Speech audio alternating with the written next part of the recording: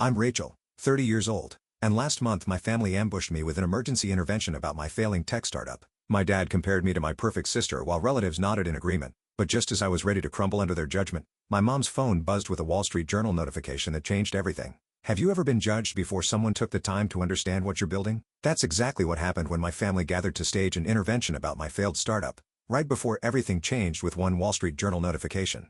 Where are you watching from today? Drop your location in the comments, hit that like button, and subscribe to join our community of dreamers and doers who understand that sometimes the biggest breakthroughs come right when others have given up on you. Growing up in the Bennett household meant one thing.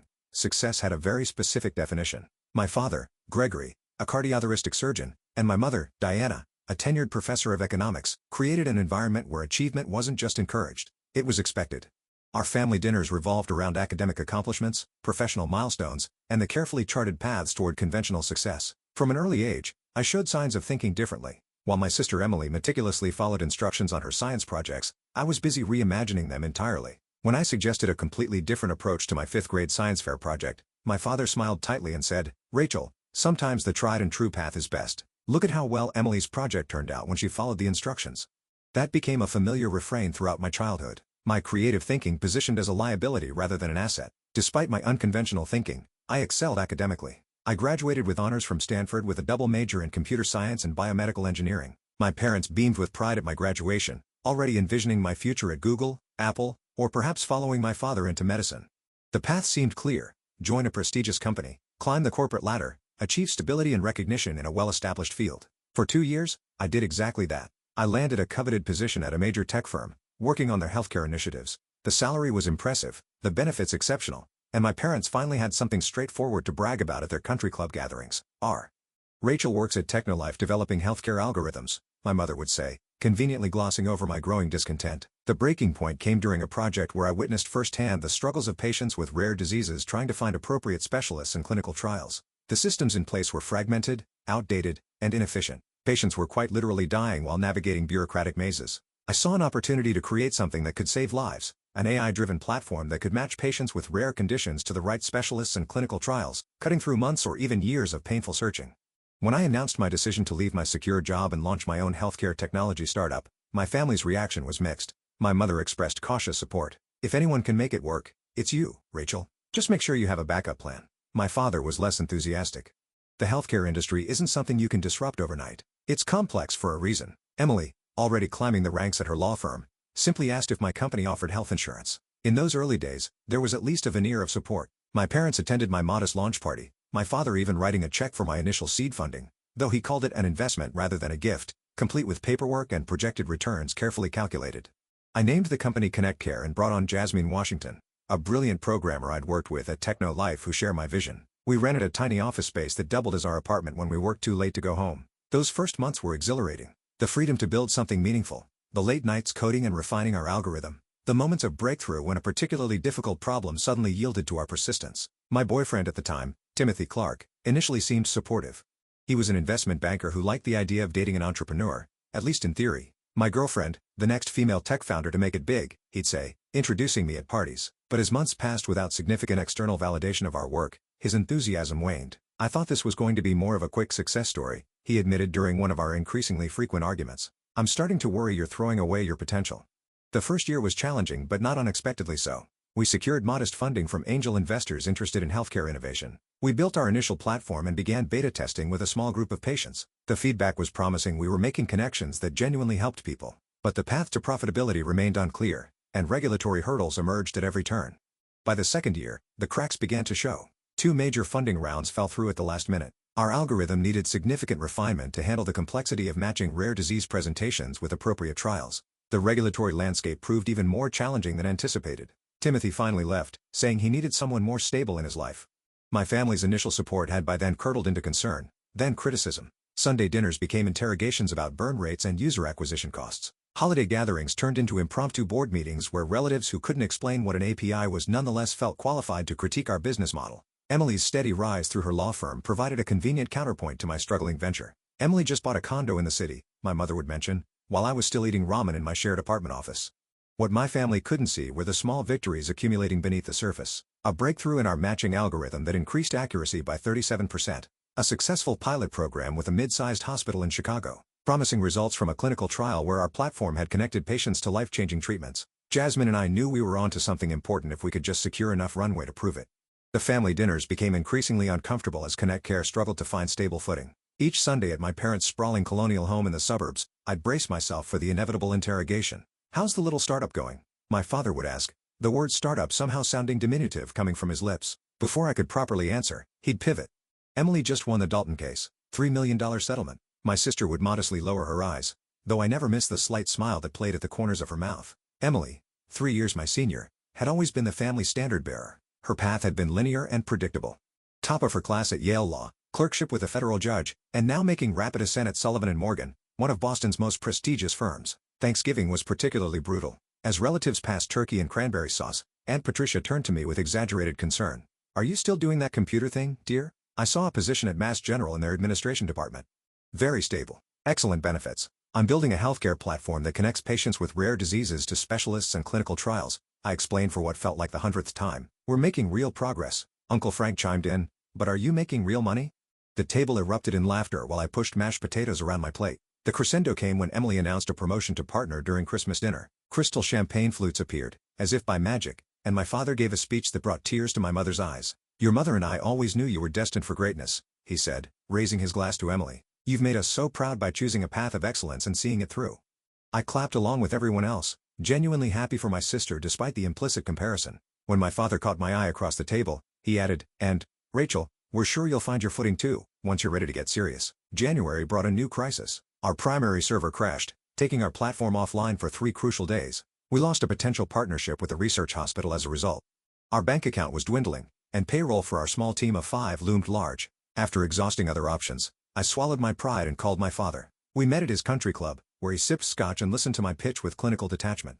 "So, you need $50,000 to bridge until your next funding round," he clarified, examining me over his glasses the way he might assess a resident's questionable diagnosis. "It's a loan, not a gift," I emphasized. "We have a meeting with Horizon Ventures next month. Their portfolio specifically focuses on healthcare technology and they've expressed serious interest." My father set down his glass. "Rachel, I've supported your adventure for 2 years now. Your mother and I are concerned that you're trapped in a cycle of almost but never quite making it. Have you considered that it might be time to cut your losses?" "Dad, we're so close to a breakthrough. Our algorithm is performing better than anything on the market. We just need a little more time." He sighed heavily. "I'll discuss it with your mother, but I think what you need isn't more money. It's a reality check." 2 days later, I received a text from my mother. "Family emergency meeting this Saturday at 4 p.m. Please come to the house." "It's important." When I called to ask what was happening, she was evasive. "Your father feels we all need to talk about your situation. Emily will be there too." That night, I stayed late at our office, working on refinements to our matching algorithm. At 2 a.m., I had a breakthrough that increased our accuracy to nearly 95% for certain rare conditions. I texted Jasmine, who called me immediately despite the hour. "This could be it, Rachel," she said, her voice vibrating with excitement. "With this improvement, we can finally demonstrate real clinical impact at scale." "I know," I said, feeling a mixture of elation and dread. "But, my family's called some kind of intervention about the business for Saturday. They're going to try to convince me to shut it down." There was a pause on the line. "Are you considering it?" Jasmine finally asked, her voice careful. I stared at my computer screen, where the results of our latest simulation showed unprecedented accuracy in matching patients with myasthenia gravis to appropriate clinical trials. "I don't know," I admitted. "Part of me is so tired of fighting everyone. My ex, my family, investors who don't get our vision. But what about the patients?" Jasmine asked quietly. "What about Eliza?" She was referring to a 12-year-old with a rare form of muscular dystrophy who had accessed a life-changing clinical trial through our platform during the Chicago pilot. I closed my eyes, remembering Eliza's mother's tearful video call, thanking us for giving her daughter a chance when traditional medical channels had failed them. "I know," I whispered. "I just need to get through this family meeting one last time to see if I can make them understand. And if not, we'll figure it out," Jasmine promised. "We always do." Saturday arrived too quickly. As I drove to my parents' house, I rehearsed explanations, justifications, and pleas that I knew would likely fall on deaf ears. Whatever happened at this emergency meeting, I sensed it would mark a turning point, though I had no idea just how dramatic that turn would be. I pulled into my parents' circular driveway at exactly 4 p.m. on Saturday, immediately noticing more cars than expected. This wasn't just my immediate family. There were at least 5 additional vehicles. My stomach tightened as I recognized Uncle Frank's Mercedes and Aunt Patricia's SUV.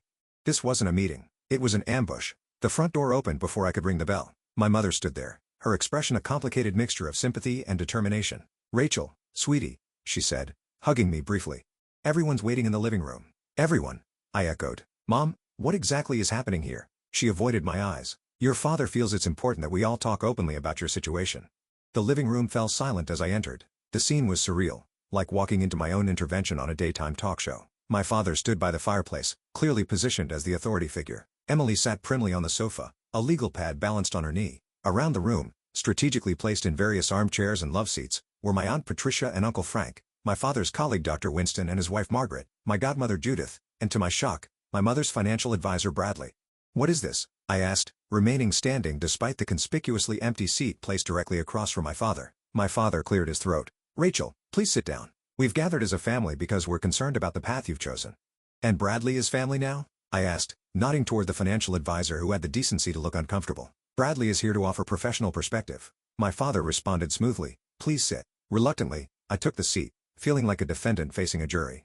My father had clearly rehearsed his speech. "For 2 years, we've supported your entrepreneurial experiment. We've watched you pour your savings, your time, your relationships, and your talents into a venture that shows no signs of viability. As a family, we can no longer stand by while you waste your potential and jeopardize your future." Uncle Frank nodded vigorously. "Your father asked me to look at your business plan, Rachel. The burn rate is unsustainable without significant investment, which hasn't materialized after 2 years. That's usually a market signal." "You showed him our confidential business documents?" I asked my father incredulously.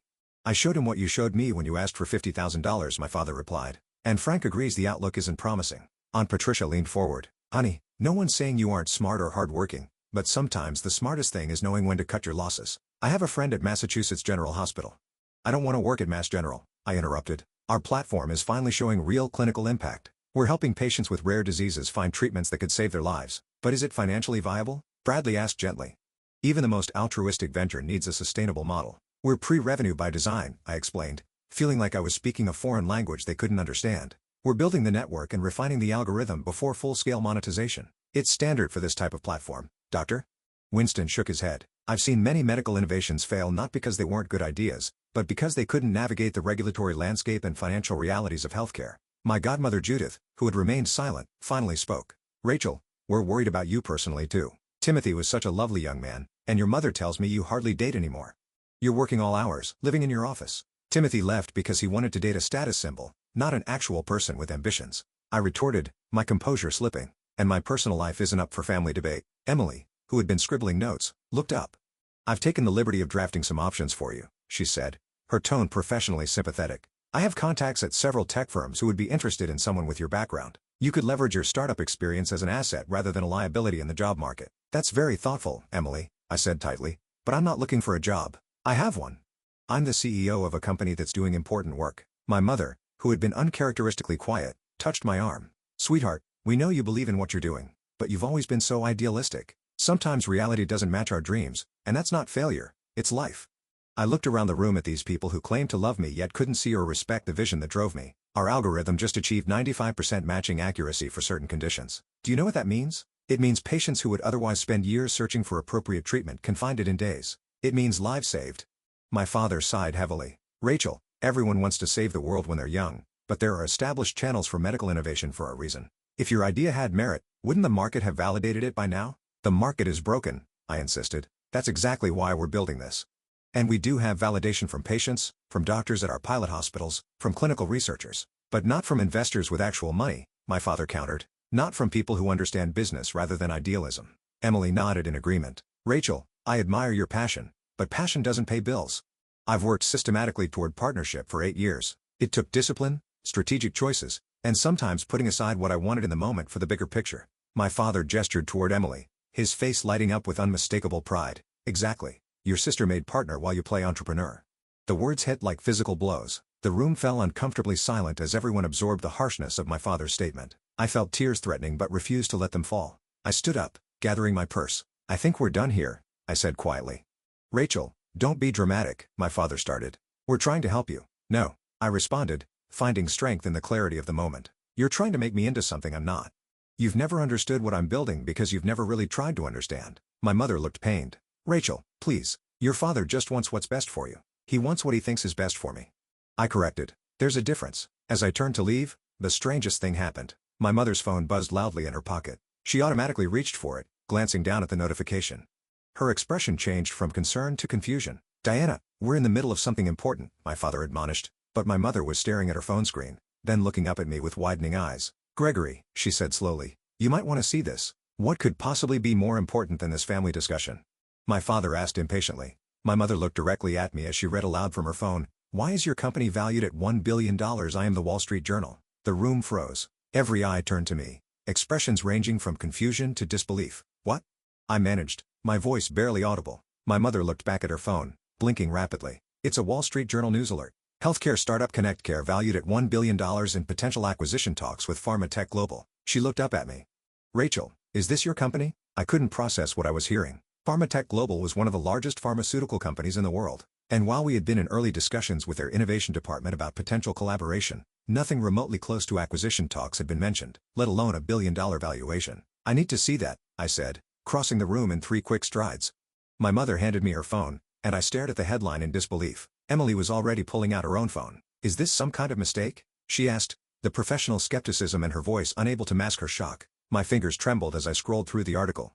According to the Wall Street Journal's healthcare technology reporter, Madeline Torres, Pharmatech Global was in advanced talks to acquire ConnectCare for an estimated $1 billion, primarily for our revolutionary patient matching algorithm that demonstrates unprecedented accuracy in connecting rare disease patients with appropriate clinical trials. The article went on to quote an unnamed source within Pharmatech, saying that our technology could revolutionize clinical trial recruitment and potentially save the pharmaceutical industry billions in failed trial costs, while dramatically accelerating rare disease treatment development. As I read, I became aware of several things simultaneously. My phone was vibrating constantly in my purse. The room around me had erupted into confused chatter, and my father had moved to read over my shoulder, his expression shifting from dismissal to astonishment. Rachel, he said, his voice entirely different now. Is this accurate? I finally checked my own phone. 17 missed calls from Jasmine. 5 from our lawyer, Samuel. 3 from a number I didn't recognize with a New York area code. Dozens of text messages and email notifications. I don't know, I admitted. We've been in talks with Pharmatech about a potential partnership, but nothing like this. I need to call Jasmine. I stepped out onto the porch, my hands shaking as I called my business partner. She answered on the first ring.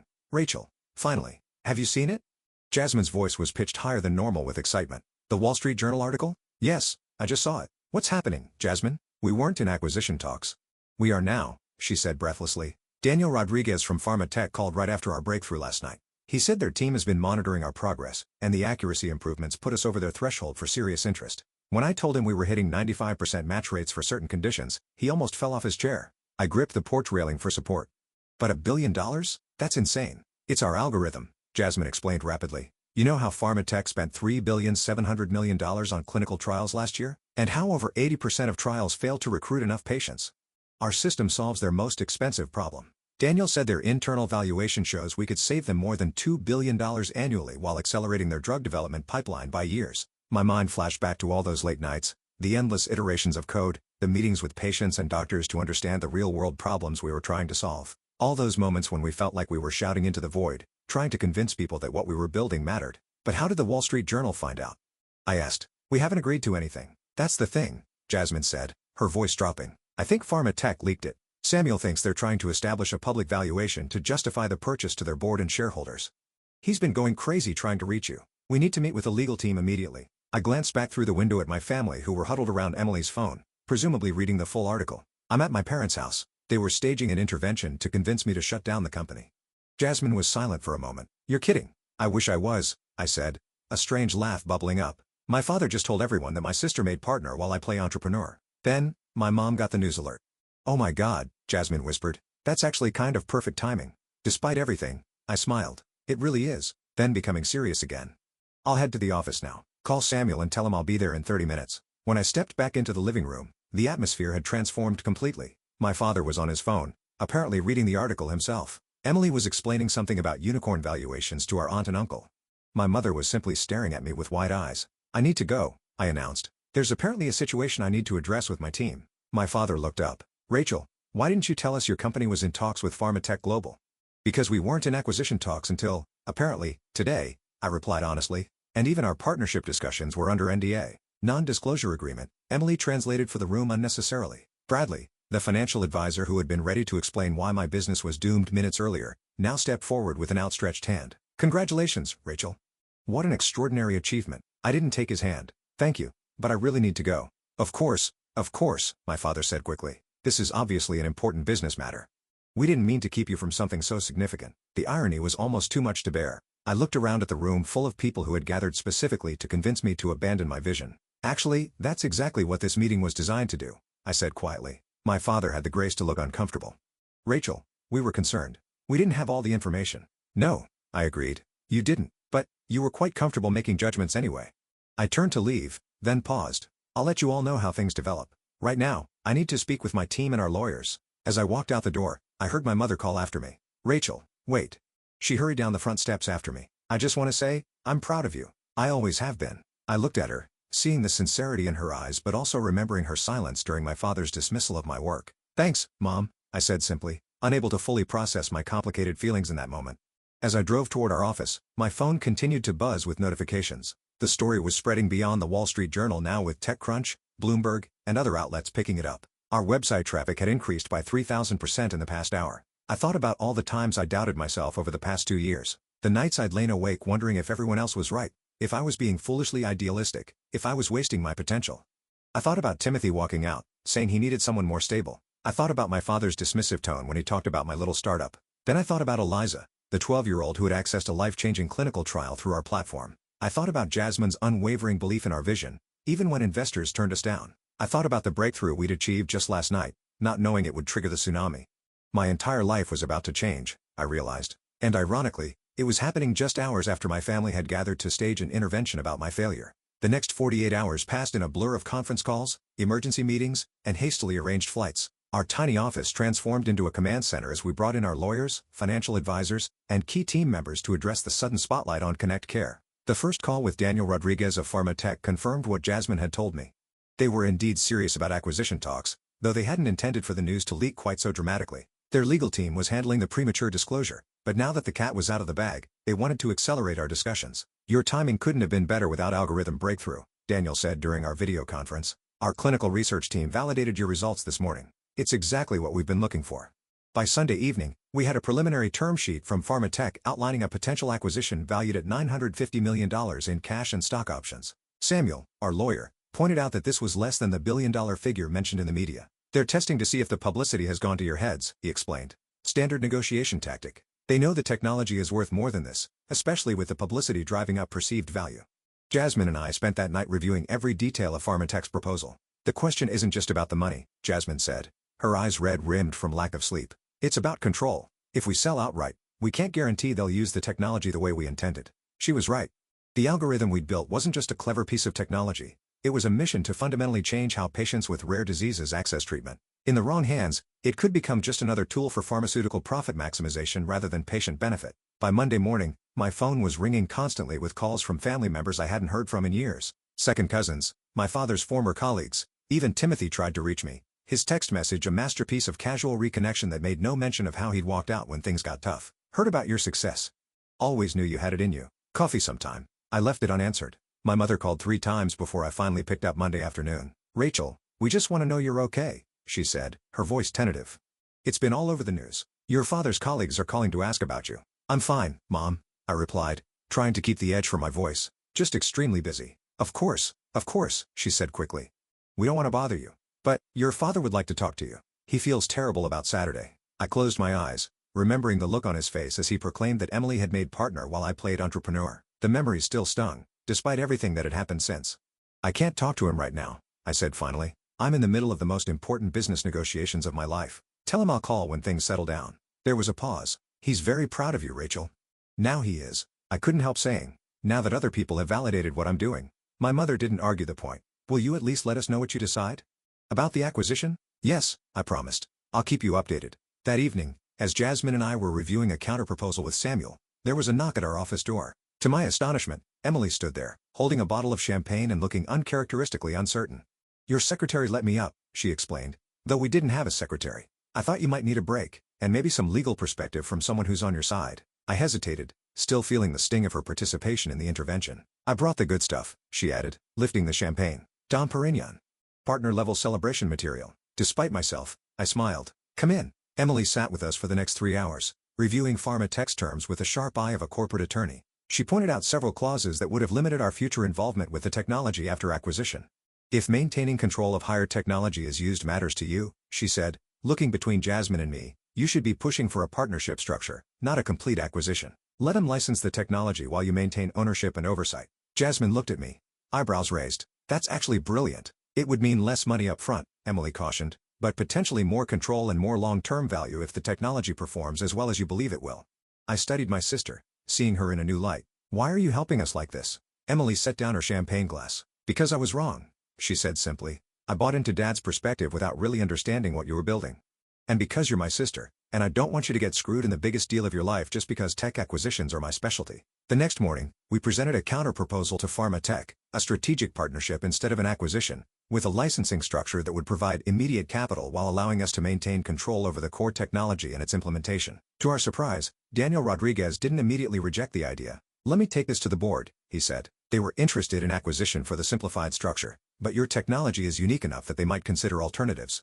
On Wednesday afternoon, my father appeared at our office. He stood awkwardly in the reception area, looking out of place among the white bards covered in code and the young programmers rushing about. Rachel, he said when I emerged from my office, could we speak privately? I led him to a small conference room and closed the door. For a moment, neither of us spoke. I owe you an apology, he finally said. I was wrong about your company, about your vision. Yes, you were, I agreed, not making it easier for him. He nodded, accepting this. I've spent my career working within established systems. When you talked about disrupting healthcare matching, I couldn't see it because I've only ever experienced the traditional pathways. But I've been reading about what you've built. It's remarkable. Coming from my father, this was significant. Thank you, I said simply. Your mother and I, he hesitated. We were afraid for you. The startup world is so uncertain, and we've seen how hard you've been working with seemingly little to show for it. But that's how innovation works, Dad, I explained. There's a long period where you're building and refining and testing, and nothing seems to be happening from the outside. Then suddenly, everything changes. He nodded slowly. I'm beginning to understand that. I just want you to know that regardless of what happens with Pharmatech, I am proud of what you've created. The words I'd wanted to hear for so long now felt bittersweet. I appreciate that, I said carefully, but I wish you could have been proud of the work itself, not just the valuation or the public recognition. My father looked down at his hands. That's fair. I have some learning to do about how I measure success. He looked up again. For what it's worth, I think you should maintain control of your technology. From what I understand about your platform, it has the potential to help many patients. That shouldn't be lost in corporate acquisition. As he left, I felt a complex mixture of emotions, vindication, lingering hurt, but also the first tentative steps toward a new understanding between us. That evening, Pharmatech came back with their response. They would agree to a partnership structure with a $500 million upfront payment for exclusive licensing rights plus performance-based incentives that could ultimately exceed the original acquisition offer. Most importantly, Connect Care would maintain ownership of our core technology and have contractual guarantees about how it would be implemented. Jasmine and I looked at each other across the conference table. What do you think? She asked. I thought about all we had built, all we had sacrificed. I thought about my family's intervention and the dramatic reversal that followed.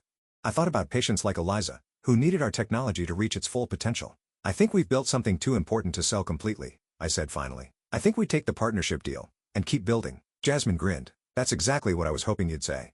3 months later, Connect Care had transformed beyond recognition. Our new headquarters occupied 3 floors of a sleek downtown building, a far cry from the cramped office apartment where Jasmine and I had spent countless sleepless nights. Our team had grown from 5 to 50 with specialized departments for algorithm development, patient advocacy, clinical partnership, and regulatory compliance. The $500 million licensing payment from Pharmatech had provided immediate stability while allowing us to maintain ownership and direction of our technology. The partnership structure had proven even more valuable than we anticipated. Pharmatech's global reach and regulatory expertise accelerated our implementation timeline by years, while our continued innovation kept improving the core matching algorithm. Most importantly, we were helping patients. Within 3 months of our expanded launch, we had successfully matched over 5,000 patients with rare diseases to appropriate specialists or clinical trials. The testimonials flooded in daily, families who'd spent years searching for answers finally finding paths forward through our platform. The personal changes were just as dramatic. I had purchased a comfortable condo in the city, nothing ostentatious, but a genuine home rather than a converted office space with a mattress on the floor. Jasmine had paid off her parents' mortgage and set up college funds for her nieces and nephews. We were both still working intense hours, but now from a place of choice rather than desperate necessity. My relationship with my family had evolved into something more complex, but ultimately healthier. The monthly dinners at my parents' house had resumed, but the dynamic had shifted significantly. Pass the potatoes, will you, Rachel? My father asked during one such dinner in June. I was reading about your expansion into European markets. Thanks, Dad, I said, passing the dish. Our compliance team has been working closely with the EU health authorities. It's complex, but we're making progress. Emily, who had recently taken on some pro bono work for patient advocacy groups, chimed in. The European privacy laws around patient data are particularly challenging. How are you handling the GDPR compliance? The conversation flowed into a technical discussion of international healthcare regulations, territory where my father and sister were genuinely interested and engaged rather than dismissive. My mother watched with a small smile, occasionally contributing but mostly seeming content to witness this new family dynamic. After dinner, my father invited me into a study, once an intimidating space where he would deliver assessments of my life choices, now more neutral territory. "I've been thinking a lot about our conversation when I came to your office," he said, settling into his leather chair, "about measuring success differently." I nodded, waiting for him to continue. "I read about a patient in Cleveland who accessed an experimental treatment through your platform," he said. "A 7-year-old with progressive muscular atrophy who had been declined for 3 previous trials. The article mentioned that doctors estimated she would have had less than a year left without this treatment." "Sophie Richardson," I confirmed. "Her case was particularly challenging because her genetic variant didn't fit the typical profile. Our algorithm identified subtle patterns that matched her with a trial that had more flexible inclusion criteria." My father was quiet for a moment. "That's the kind of success that matters, isn't it? Not just valuations and acquisitions. It's why we built Connect Care," I said simply. "The business success enables us to help more patients, but the patients are the point." He nodded slowly. "I'm beginning to understand that better." He cleared his throat. "Your old boyfriend called me at the hospital last week." "Timothy?" I asked, surprised. "Yes. Apparently, he couldn't reach you directly, wanted to reconnect, and thought I might facilitate." My father's expression was carefully neutral, but I detected a hint of something protective. "And what did you tell him?" A small smile played at the corner of my father's mouth. "I told him my daughter is running a successful global healthcare platform and is extremely selective about her time commitments." I couldn't help but laugh. "Thank you for that." The doorbell rang and moments later, my mother appeared at the study door. "Rachel, there's a Madeline Torres here to see you. She says you were expecting her?" Madeline Torres, the Wall Street Journal reporter whose article had changed everything, had reached out requesting an interview about the impact of Connect Care's technology on rare disease treatment. After careful consideration, I had agreed, suggesting she join us for dessert after our family dinner. "Yes, we had arranged to meet here," I confirmed, standing up. "She's writing a follow-up piece." My father raised his eyebrows. "Brave to invite the press to a family gathering." I smiled. "I think we can handle it." Madeline turned out to be nothing like the intimidating media personality I had imagined. In her early 30s with curly hair and bright, intelligent eyes, she asked thoughtful questions about both the technology and the human impact of our work. "What surprised me about your story," she said as we settled in the living room with coffee and my mother's apple pie, "was how you maintained control rather than taking the larger acquisition offer. That's unusual in the tech world, especially for a first-time founder." "The technology we built serves a specific purpose," I explained. "We were concerned that purpose might get lost in a complete acquisition." "Rachel has always been principled," my mother interjected proudly, "even as a child." Madeline smiled. "And how has the partnership structure worked out in practice?" "Better than we anticipated," I admitted. Pharma tech brings resources and reach that would have taken us years to develop independently while we maintain the core innovation that makes the system effective. "And the personal impact?" Madeline asked, her gaze direct. "Your life must have changed dramatically over the past few months." I considered this. "Externally, yes. We have proper offices now, a growing team, financial stability. But the core of what we're doing, connecting patients with life-changing treatments, that's the same mission we started with." As the evening wound down, Emily walked Madeline out while I helped my mother clear the dessert plates. "You handled that interview beautifully," my mother said, rinsing a cup. "Very poised." "Thanks, Mom," I replied. "It gets easier with practice." She set down the cup and turned to face me. "I want to apologize again for that intervention. We were so wrong and in such a public, hurtful way." I leaned against the counter. "Why didn't you say anything that day? Before the Wall Street Journal notification, you just sat there while Dad and everyone else picked apart my choices." My mother sighed deeply. "I was caught between what your father believed was best and what I feared might be true. I was worried about you working so hard with so little recognition, but I should have spoken up." "You should have," I agreed. "I know," she said quietly, "but I want you to know I always believed in you, Rachel, even when I was afraid for you." I reached out and squeezed her hand. "I know, Mom. And we're finding a better way forward now." Later that night, as I drove back to my condo, I reflected on the extraordinary journey of the past 3 months. The technology we had built was helping people in ways we had always envisioned but had struggled to make others see. The validation had come, both financially and in terms of impact, but the vindication felt less important now than the work itself. My phone buzzed with a text from Jasmine. "Just got the European regulatory preliminary approval. We can start the EU pilot next month." Another milestone reached, another step toward the vision we had held onto through 2 difficult years of doubt and dismissal. As I pulled into my parking space, I felt a deep sense of gratitude, not just for the success, but for the struggle that had shaped both our technology and my own resilience along the way.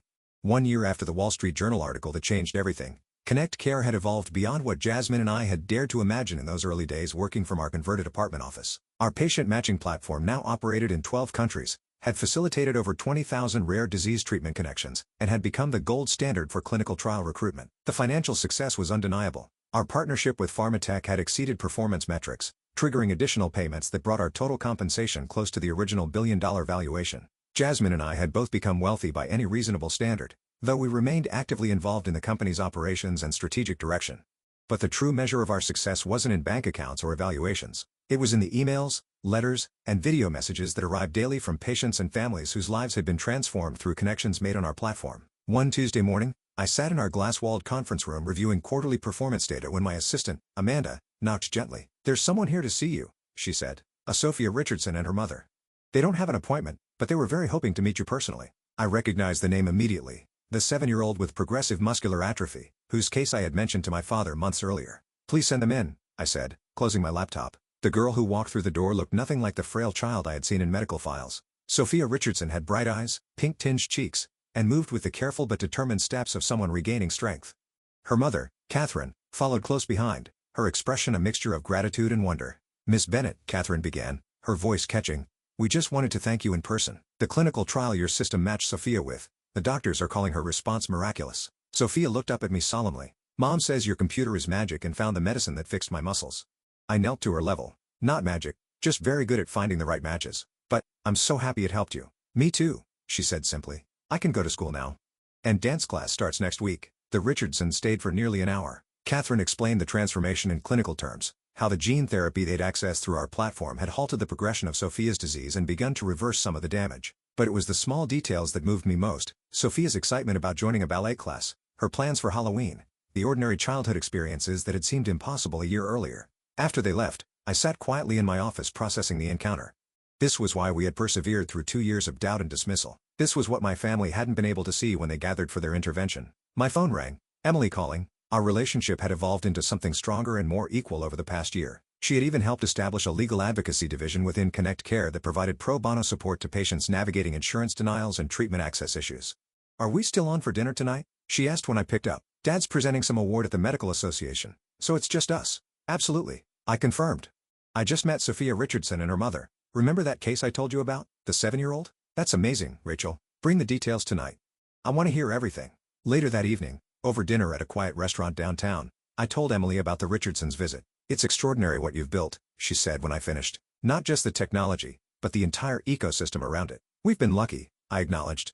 Emily shook her head firmly. "No, that's what Dad would say to minimize what you've accomplished. This isn't luck. It's vision, persistence, and courage to keep going when everyone, including your family, told you to stop."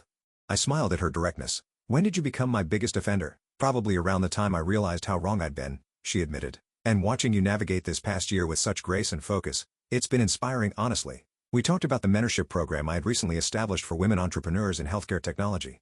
10 promising founders were receiving funding, guidance, and access to our network, resources that would have made all the difference during our difficult early years. "I remember when you first told us you were leaving your job to start Connect Care," Emily said thoughtfully. "Dad was horrified, but I was secretly envious." "This surprised me." "Envious?" "You were already on the partner track at a prestigious firm." "Exactly," she said. "I was on a track someone else had laid out. You were creating something entirely new." She sipped her wine. "I never had the courage to deviate from the expected path." "It's not too late," I pointed out. "Your work with our legal advocacy division has made a huge difference for patients." She nodded slowly. "It has. It's the most meaningful work I've done." Our conversation shifted to family matters, our father's gradual but significant evolution in how he viewed success, our mother's delight in telling her academic colleagues about Connect Care's impact, the upcoming holiday gatherings that no longer filled me with dread. As we were finishing dessert, my phone buzzed with a notification. I glanced down and couldn't help but laugh. "What is it?" Emily asked. "Timothy. Again. Apparently, he's launched some kind of investment advisory service and wants to explore synergies with Connect Care." Emily rolled her eyes. The audacity of mediocre men never ceases to amaze me. I put my phone away without responding. Timothy's reappearance in my life, or attempts at it, had become a running joke between Jasmine and me. The man who couldn't see the value in what we were building when it mattered now couldn't stop trying to associate himself with our success. Walking back to my car after dinner, I reflected on the extraordinary journey of the past 3 years. The struggle that had seemed so lonely at times had ultimately led to something far more meaningful than just personal success. We had built a technology that was changing lives, a company culture that valued innovation and compassion equally, and a model for how healthcare technology could prioritize patient outcomes alongside business viability. The family intervention that had felt so painful had become, in retrospect, the turning point that launched us into a new phase of growth and impact. Sometimes the lowest moments truly do precede the greatest breakthroughs. Back at home, I stood on my balcony overlooking the city lights, thinking about all the lessons this journey had taught me. True vision requires the courage to pursue what others cannot yet see. Validation from those who matter most sometimes comes later than we hope, but our worth doesn't depend on their recognition. Success isn't just about financial outcomes, but about the lives changed through our work. The path to meaningful innovation is rarely straight or smooth, and the darkest moments often come just before breakthrough. And, perhaps most importantly, we must define success on our own terms rather than accepting others' limited definitions. What dream are you pursuing that others might not understand yet? What vision keeps you going despite doubters or critics? I'd love to hear your stories in the comments below. We all need reminders that perseverance matters, especially when the path seems darkest. If this story resonated with you, please like and subscribe to join our community of dreamers, innovators, and people who refuse to give up on their vision. And if you know someone facing their own version of a family intervention about their dreams, share this video to remind them that sometimes breakthrough is just one moment away from breakdown. Thank you for watching, and remember, the most meaningful success often comes after the moments when others have given up on you.